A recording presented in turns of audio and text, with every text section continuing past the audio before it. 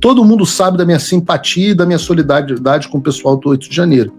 Mas todo mundo sabe que eu digo inequivocamente que eles foram estúpidos. E que os manifestantes do 8 de janeiro com a direita brasileira. Olá, Edu Carvalho, melhor canal de corte do YouTube. Opa, eu sei que você não aguenta mais ouvir, eu pedi para você fazer o triplo C, curtir, comentar e compartilhar, mas eu peço porque 4 entre cada 10 pessoas sequer estão inscritas no canal e a maioria não ativa as notificações e nem curte o vídeo e isso prejudica o nosso algoritmo. Então ajuda a gente aí, brigadão.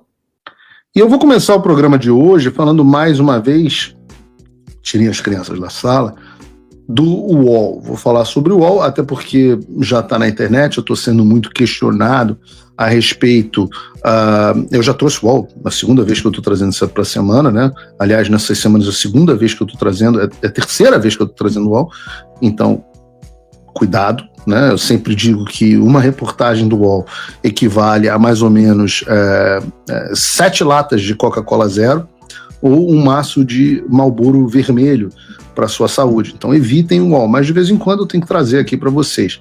E por que eu tenho que trazer nesse caso? Porque a internet está falando muito sobre o tal do vazamento do UOL que envolve o meu nome na reportagem. E eu acho que a melhor forma é ler e comentar aqui para você a reportagem que está estampando a página da Home, desse que é um portal predileto da esquerda no Brasil. Diz a reportagem: não vem nada de bom. Bolsonaro se recusou a desmobilizar o 8 de janeiro. E o texto diz assim: estupidez sem tamanho. O presidente Bolsonaro precisa se manifestar contra isso agora. Pelo amor de Deus. Eu estou no ar na Jovem Pan. O tenente-coronel Mauro Cid recebeu essa mensagem às 16h36 do dia 8 de janeiro de 2023, momento em que manifestantes bolsonaristas invadiam a sede dos 3 poderes em Brasília. O autor da mensagem era Paulo Figueiredo Filho, neto do ex-presidente da ditadura João Figueiredo, que se tornou um influenciador digital bolsonarista nas redes sociais. E aí entra a primeira parte, que eu vou mandar até uma mensagem, que foi o Aguirre que fez isso. Foi o Aguirre. Eu vou perguntar, Aguirre, você não tem vergonha, não? O cara tá numa rede de televisão, num canal de notícias, número 1 de audiência, com audiência muito superior ao UOL. Aliás, eu vou mandar essa mensagem pro Aguirre assim que terminar o programa. E em vez de você falar que o cara era um jornalista, você tem que se virar para dizer que ele é um influenciador digital. Não é digital, eu tô na televisão.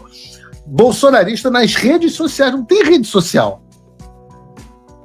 Mas eu só acho vergonhoso. Ele continua. Na conversa, ele demonstrou preocupação com as consequências do ato para os bolsonaristas e pediu que o ex-ajudante de ordem arrancasse uma declaração do ex-presidente, que poderia ser transmitida ao vivo pela rádio na verdade pela televisão, Jovem Pan, uma rede de televisão e também de rádio, para desmobilizar os invasores. Bolsonaro estava nos Estados Unidos na ocasião. E aí entra a reportagem dizendo: após tentar obter apoio dos comandantes das Forças Armadas em uma ação golpista que o mantivesse na cadeira, ele deixou o Brasil em 30, aquela bababá do UOL que não tem nada a ver com notícia, que é a visão do repórter propriamente dito.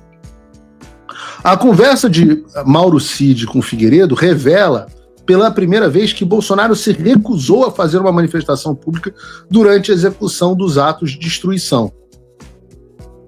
A defesa de Bolsonaro disse ao UOL que não teve acesso aos diálogos, mas afirmou que o ex-presidente efetivamente se manifestou em rede social na noite do dia 8 de janeiro, criticando a invasão. E aí bota o tweet do Bolsonaro. O que diz o Bolsonaro na data?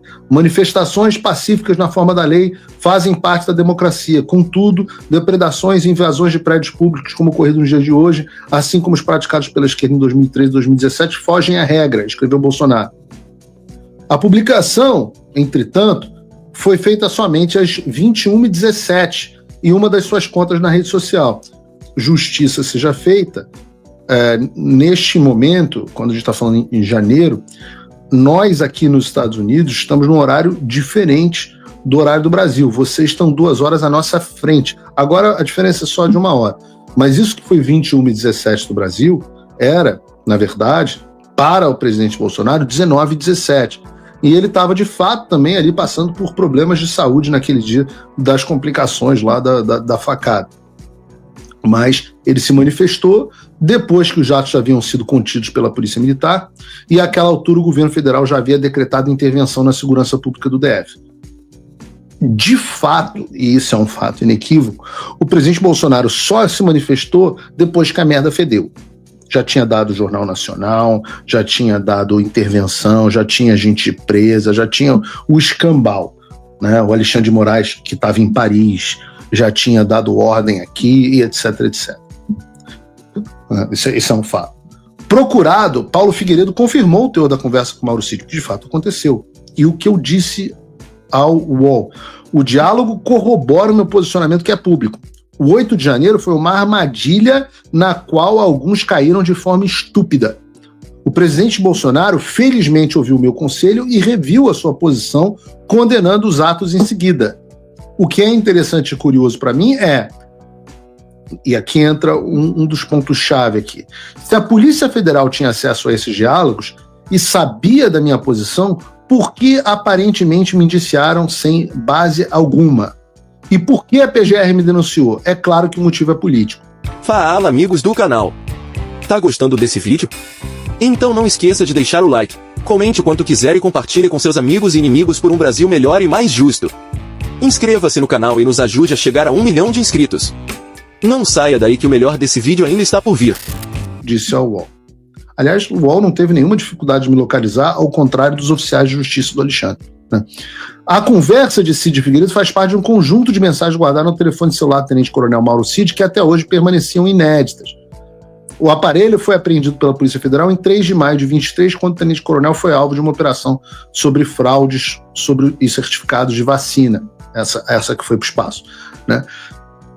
O UOL teve acesso ao conteúdo do telefone celular do Cid num total de 77 gigabytes. São mais de 20 mil arquivos e apenas no WhatsApp 158 mil mensagens. Uma parte do material se tornou público após a conclusão das investigações da Polícia Federal, mas o restante ainda estava sob sigilo. Eles continuam. Cid respondeu a Paulo Figueiredo que havia conversado com o ex-presidente e que ele não queria se pronunciar. E aí coloca os diálogos aqui pra gente, Bruno, pra gente ler o diálogo. O que eu disse exatamente enquanto as manifestações estavam acontecendo? Você tem que voltar no tempo e pensar o que você de casa estava pensando quando você ligou a televisão e me viu na Jovem Pan e viu todos aqueles negócios. Eu sei o que o chat da Jovem Pan dizia, era todo mundo me chamando de traidor, traíra, que aquilo era maravilhoso, o que estava acontecendo. Eu lembro muito bem disso. Enquanto eu chamava a manifestação de estúpida. Mas enquanto eu fazia esse comentário público, eu tentava contato com o presidente Bolsonaro, tentava contato com as lideranças da direita, e eis o que eu dizia, tá aqui. Eu volto a dizer, não existe um Paulo Figueiredo personagem da televisão e um Paulo Figueiredo personagem em conversas privadas. Infelizmente, as minhas conversas privadas, que não deveriam, estão se tornando públicas. Mas é bom, porque eu não tenho nada a esconder. E o que elas dizem? Estupidez sem tamanho. O presidente Bolsonaro precisa se manifestar contra isso agora. Pelo amor de Deus. Eu estou no ar na Jovem Pan. E, de fato, o que eu queria era que o presidente Bolsonaro emitisse uma declaração para que eu vinculasse naquele momento no ar, para atrapalhar os planos da esquerda de culparem o presidente. Mauro Cid me responde, não vai. Acabei de falar com ele. Mauro Cid, a essa altura, já não era mais ajudante de ordem do presidente Bolsonaro, mas gozava de uma boa relação com ele. Mauro Cid responde, acabei de falar com ele. Isso já deixou de ser por ele. Aí eu falei, né, você vê que até os palavrões do Paulo Figueiredo são os mesmos palavrões no ar e fora do ar. Eu respondo, então ele vai se fuder.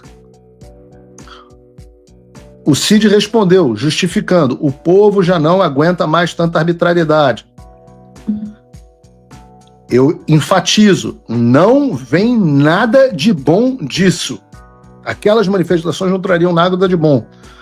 Ele continua justificando, a panela de pressão estoura.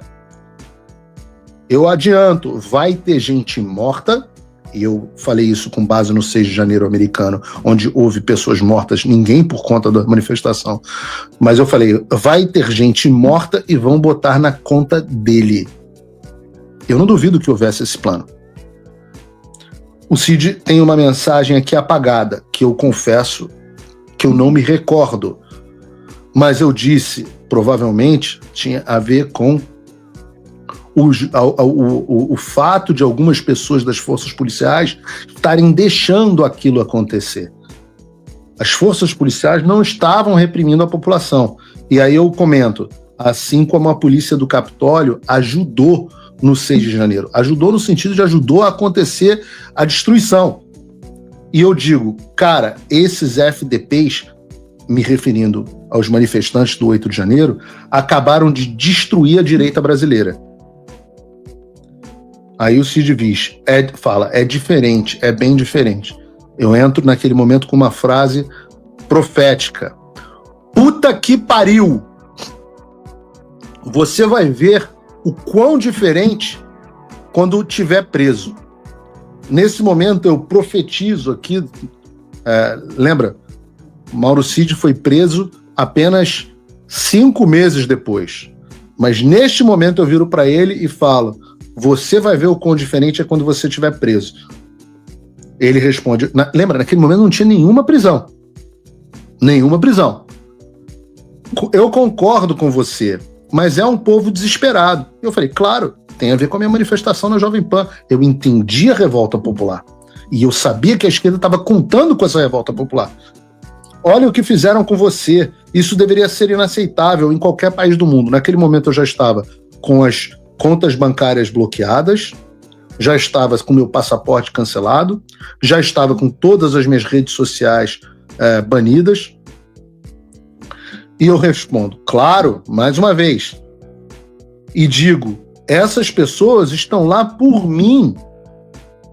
Muitas das pessoas que estavam lá no 8 de janeiro estavam lá revoltadas com o que estava acontecendo comigo. Pessoas que agiram com boa intenção em meu favor. Mas eu digo, mas estão me atrapalhando. Eu corrijo. Na verdade, estão nos fudendo. E por mais carinho, poxa, o pessoal das Faves sabe o quanto carinho eu tenho, por mais dedicação que eu tenha, por mais que eu já tenha tentado ajudar de todas as formas, de financeiramente, logística, e eles sabem, não preciso dizer para vocês, né? A Bíblia diz que se a gente faz, que a mão direita faz de bom, nem a mão esquerda tem que saber. Então, assim, não tem por que falar aqui. Mas todo mundo sabe da minha simpatia e da minha solidariedade com o pessoal do 8 de janeiro. Mas todo mundo sabe que eu digo inequivocamente que eles foram estúpidos e que os manifestantes do 8 de janeiro fuderam com a direita brasileira. Existe um grau de estupidez que é doloso, é indistinguível da má-fé. Isso é muito importante, anotem isso. Existe um grau de estupidez, que é doloso, indistinguível da má-fé. O que eu quero dizer com isso? É que não há diferença se você tem má-fé, ou seja, se você de fato tem dolo, ou se você é simplesmente estúpido o suficiente para causar estrago. Eu digo que muitas vezes a estupidez causa mais estrago do que a má-fé, né? Aliás, o Chapolin Colorado é isso, né? É o herói que, sem querer querendo, vai lá, destrói as coisas. Sem querer querendo é o Chaves, mas ele acaba atrapalhando tanto que ele muitas vezes prejudica as pessoas que ele está tentando salvar. Faça o tal do triplo C. Curta, comenta, porque a integração do chat ajuda muito, e compartilhe. Você pode fazer essas 3 coisas que ajudam o algoritmo a aparecer. Mas eu não tô brincando não, pessoal. Dá uma paradinha agora de 1 segundo e clica no joinha, que às vezes sabe, essa pessoa já tá acostumada a ouvir isso. Não. É importante que você faça isso, porque se você não fizer, inclusive atrapalha o vídeo. Parece que o vídeo é menos relevante. Então, se você, como eu, tá dormindo mais tranquilo agora que o Trump voltou à presidência, ótimo. Mas e o Brasil? Nosso país continua no buraco. A volta do Trump nos dá esperança, mas as coisas não vão se resolver sozinhas. Vai ser preciso muito trabalho, meu e seu. E não adianta xingar muito nas redes sociais achando que isso resolve alguma coisa.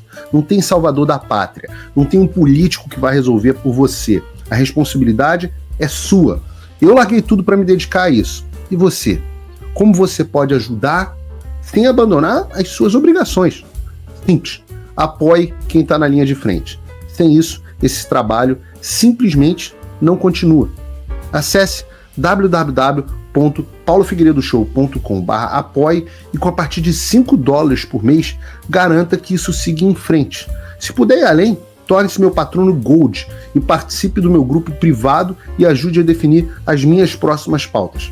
A diferença entre vencer e perder está na ação. Durma tranquilo, sabendo que você fez a sua parte.